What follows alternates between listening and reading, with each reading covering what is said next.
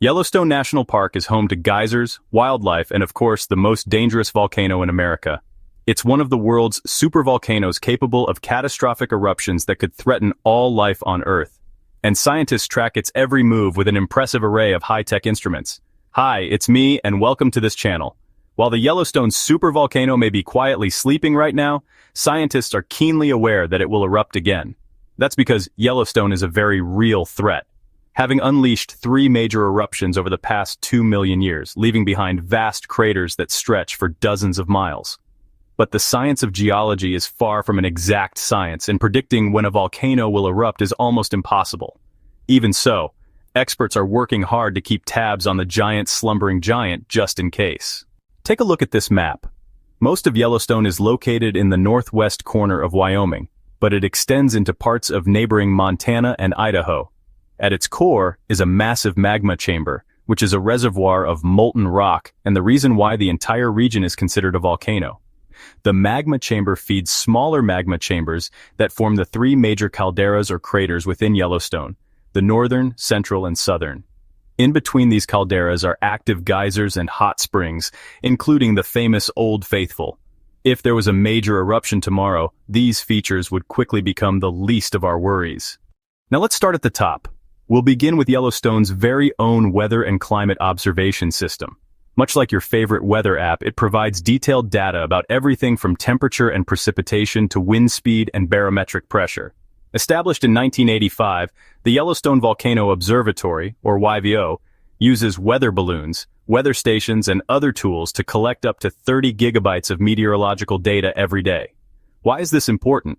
Well, it turns out volcanoes have their own unique fingerprints in the sky, such as steam, gas, and ash plumes. So tracking these through constant weather observations allows scientists to identify and characterize volcanic plumes as they appear. They can also use this data to calculate things like atmospheric dispersion and even travel times for volcanic ash particles. This helps them model how far and how fast ash might spread after an eruption, allowing for better emergency response planning if the worst were to happen. The YVO system also identifies seismic activity, which is the rumbling of the Earth caused by shifting tectonic plates. These rumblings can be picked up by seismometers, which are instruments that measure the strength and timing of waves of energy that travel through the Earth during earthquakes. The U.S. Geological Survey operates a network of about 250 seismometers across the greater Yellowstone area. While most of these are buried underground, others are attached to buildings, and some are even placed inside mines. These networks record continuous seismic data, including small rumblings and larger quakes. Earthquakes are common in the Yellowstone region, and most are pretty small, registering less than 3 on the Richter scale. Bigger earthquakes, however, can release enough energy to trigger an eruption. For example, a magnitude 7.3 earthquake in 1985 sent ash 10 miles into the air, and scientists recorded it with the Yellowstone Seismic Network. If a larger earthquake struck, it could do much more damage, so monitoring seismic activity is a top priority. But what if an earthquake happens and no one is around to record it? Enter the continuous GPS network. Now even the smallest movements in the Earth can be measured with GPS. As part of the Yellowstone Supervolcano GPS network, a series of receivers record the position of the Earth every few seconds. Each receiver is anchored to the ground with long bolts and connected to a data logger, which contains a backup battery in case of a power outage. Because it runs continuously, the network can detect even minute changes in elevation.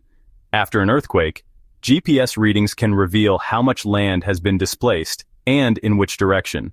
It can also help scientists understand how the land is deforming. This deformation can occur even without an earthquake. Sometimes magma rising from the magma chamber deforms the land above it. By monitoring deformation, scientists can gain insights into what's happening below the surface. They can also identify hotspots. As magma pushes up against the Earth's crust, it heats groundwater, creating warm spots on the surface that can eventually turn into geysers and hot springs. There's a lot to monitor too. Yellowstone covers an area of over 2.2 million acres, which is nearly half the size of New Hampshire. To keep an eye on everything, the park has a fleet of 6 fixed-wing aircraft.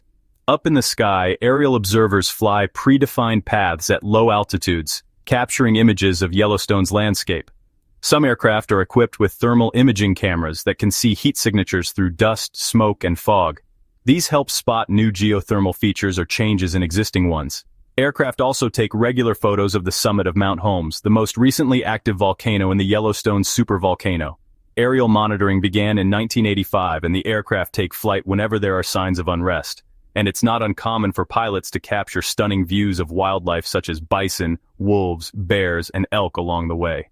But sometimes getting a bird's-eye view isn't enough. Enter the unmanned aircraft systems, or UAS, aka drones.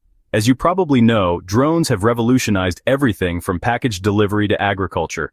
And they're now helping scientists study the inner workings of Yellowstone.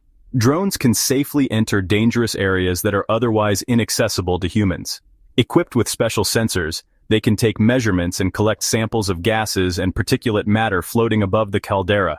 They can also fly close to the ground to identify changes in land cover and even peek inside caves. These technological marvels can soar to heights of 150 meters with a maximum flight speed of 160 kilometers per hour. Thanks to their nimble design, they can reach places where manned aircraft can't go. Plus, they operate at a fraction of the cost of aerial photography. But what happens when a drone encounters one of the park's famous bison? Well, trained observers are always on hand to ensure everyone stays safe. When the time comes, they send commands to the drone to avoid any potential collisions. While these methods are helpful, they only tell us what's happening at the surface. To get a glimpse of what's below, scientists rely on another method, drilling. All the cool tools we've talked about so far can't really tell us what's inside the magma chamber. But drilling can. There's just one problem. Drilling into a volcano is incredibly difficult. Not only does it involve reaching extreme depths, but temperatures can reach up to 1,800 degrees Celsius. To overcome these challenges, researchers have developed a new drilling system that uses rotating bits and a water-based drilling fluid to bring back rock samples from incredible depths. The goal is to drill down at least 6 kilometers and hopefully as far as 10, which would bring scientists within 5 kilometers of the magma chamber. Once the drilling is complete, scientists can analyze the samples to better understand the plumbing system below Yellowstone. This could help them estimate how much magma is in the magma chamber, which could help them better predict future eruptions. Monitoring Yellowstone's activity is crucial. Just consider the 1985 eruption of Mount Unzen in Japan. It started off small, but soon became one of the deadliest volcanic eruptions of the 20th century, killing 43 people and covering nearby cities in ash. While Yellowstone is unlikely to have an eruption of that size, smaller eruptions are possible, and they can still be dangerous. In 1988, an earthquake triggered a lava flow that traveled 15 kilometers and reached the Gardner River in just under 12 hours. Residents of nearby Gardner and Mammoth Hot Springs had only minutes to evacuate. Thanks to advancements in technology, scientists can collect more data about Yellowstone than ever before. All of this data is then combined to create a comprehensive picture of what's happening beneath the surface. Using this knowledge, they can issue alerts and help park officials make informed decisions. No one can say for sure when the next eruption will occur, but thanks to modern technology, scientists can monitor Yellowstone like never before. And while studying our planet's rumblings and bumps may sound complicated, it's all part of understanding the world around us and keeping each other safe. Speaking of keeping each other safe, it's important to protect our planet. That's why we're proud to partner with SCI Show on a special series dedicated to protecting our natural world. From oceans to rainforests, learn how you can make an impact even from afar. You don't have to climb Mount Everest to be a hero. Even small steps like reducing your carbon footprint or supporting conservation organizations can have a huge impact.